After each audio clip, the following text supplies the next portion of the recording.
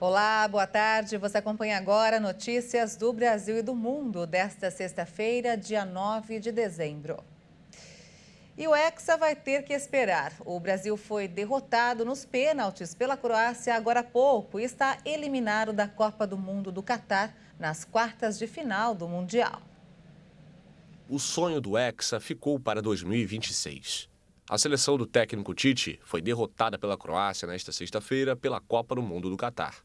A equipe brasileira empatou com os europeus nos tempos normais por 0-0 e na prorrogação por 1-1. Na disputa de pênaltis, deu a Croácia, que fechou o placar por 4-2. E para se classificar, a Argentina também terá um jogo duro pela frente. Vai encarar a Holanda, uma partida que tem muita história. As duas seleções já decidiram o título em 1978. Em 2014, a Holanda foi eliminada pela Argentina nas semifinais do torneio. Depois de um 0-0 no tempo normal e na prorrogação, a Albiceleste levou a melhor e venceu por 4-2 nos pênaltis. Agora, os holandeses querem dar o troco. A Argentina é muito forte, conhecemos bem. Pessoalmente, eu estou muito ansioso. Estava lá em 2014, quando as coisas terminaram de um jeito que não queríamos. Agora, queremos mudar isso. No lado argentino, o volante Rodrigo De Paul e o meia Ángel Di Maria participaram do treino desta quinta-feira e estão à disposição do técnico Lionel Scaloni. A tendência é que De Paul seja titular, enquanto Di Maria deve começar no banco. Em coletiva de imprensa, Scaloni declarou estar satisfeito com a preparação dos argentinos para o duelo e disse que quer evitar uma decisão por pênalti. Quando você vai cobrar, é como se fosse uma caixa de fósforos. Depende do dia. Então, espero que não chegue a esse ponto. Queremos classificar antes, mas estamos bem. Esperemos passar antes, pero bueno, estamos bem. O vencedor do confronto entre Holanda e Argentina encara o classificado de Brasil e Croácia na semifinal da Copa do Mundo.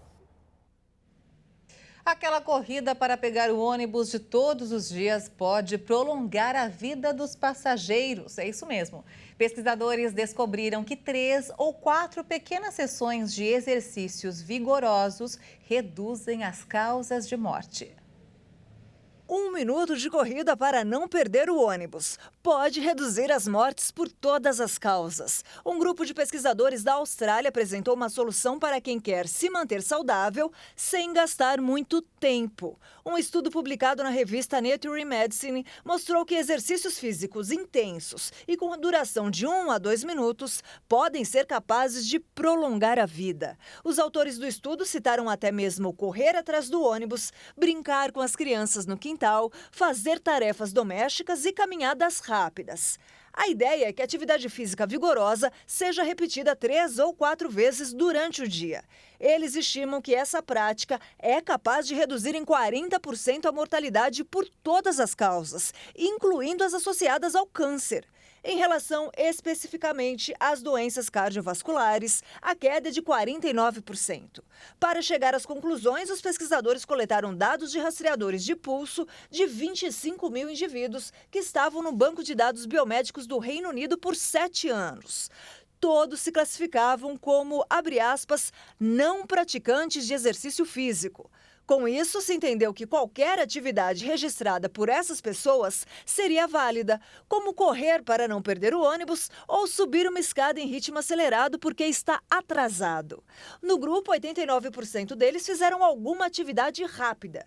Aqueles que fizeram um máximo de 11 sessões por dia chegaram a uma redução de 65% do risco de morte cardiovascular e de 49% de óbito associado ao câncer, em comparação com os que não praticavam. A busca pelos produtos para a ceia de Natal começa a crescer e com a alta procura também aumentam os preços. Um levantamento feito pela FIPE mostra que a ceia deste ano está 8,5% mais cara. Mas a boa notícia é que o preço das carnes recuou 13,5%. Apesar da queda na inflação no segundo semestre deste ano, a cesta de produtos para a ceia de Natal está 8,5% mais cara em relação ao ano passado. Um dos produtos mais tradicionais, o panetone, por exemplo, aumentou 16,2%. Mas, por outro lado, as carnes registraram um recuo no preço. O filé mignon teve queda de 13,9%, o pernil com osso 9% e a picanha 1,7%. É o que mostra uma prévia do levantamento da FIPE, a Fundação Instituto de Pesquisas Econômicas. Os dados têm como base o IPC, que é o Índice de Preços ao Consumidor. E a comparação foi feita entre a segunda quadricemana de dezembro de 2021 e a quarta quadricemana de novembro de 2022. O preço médio da cesta ficou em R$ 375,96. Mas a tendência é de alta, porque itens mais tradicionais como peru, pernil, lombo e chester devem sofrer alterações até o fim do ano. Por isso é bom se apressar e não deixar para comprar os produtos na última hora. O presidente russo Vladimir Putin ameaçou hoje os países ocidentais de cortar a produção de petróleo, dias depois que a União Europeia, o G7 e a Austrália limitaram o preço do petróleo russo. O teto de preço de $60 o barril entrou em vigor na segunda-feira e visa restringir as fontes de financiamento para a operação militar russa na Ucrânia, sem que a Rússia deixe de abastecer o mercado mundial. Podemos até considerar uma possível, não estou dizendo que é uma decisão final, mas vamos considerar um eventual corte na produção se necessário. Putin criticou a decisão, argumentando que prejudica os mercados mundiais de energia, mas não afeta Moscou. O preço de mercado do barril de petróleo russo dos Urais gira atualmente em torno de $65, pouco acima do teto imposto, sugerindo que a medida pode ter um impacto limitado na economia russa no curto prazo. Com a proximidade do fim da Copa do Mundo, a FIFA espera uma receita superior a $5 bilhões arrecadados na Rússia em 2018. De acordo com dados levantados, os gastos de torcedores na Copa do Catar está próximo de recorde histórico. Há apenas 10 dias para acabar o Mundial de Futebol. Os torcedores já gastaram mais do que quando o Brasil sediou o torneio em 2014 e 89% do valor que gastaram na Rússia em 2018. Na Copa do Mundo anterior, foram arrecadados cerca de $5 bilhões e 400 milhões. Os dados que foram levantados pela Visa incluem gastos com cartões em todos os pontos oficiais de venda de produtos da Copa do Mundo desde o início do torneio até o dia 2 de dezembro. O valor impressiona, apesar da proibição de última hora da venda de bebida alcoólica nos estádios e diante das crescentes pressões sobre o bolso dos consumidores em todo o mundo. O levantamento mostrou que cerca da metade dos gastos foi com mercadorias, enquanto o pagamento de alimentos e bebidas representou 36%. Os organizadores do torneio mundial estão otimistas sobre o potencial de ganhos com esse torneio.